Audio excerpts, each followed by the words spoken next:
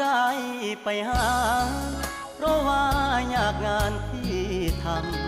ำบ่ได้ใจดำยังกึดน้ำตัวน้องคือเก่าบ่ได้เปลี่ยนไปหัวใจอ้ายยังห่วงเจ้าบ่ได้ปล่อยให้เงาเสาร์อาทิตย์ติดงานโอทีได้แต่โทรหาน้องคงจะไม่ว่ากันบอกเคยเปลี่ยนพันสัญญาหากมันคนดีบ่ได้กักมีกิ๊กบ่ได้เลีกสัญญาที่มีย้อนงานยุ่งอีลีคนดีอย่าเครียดอายเด้อขอหาสุมือเจ้ามาคือน้อยใจเฮ็ดหยัง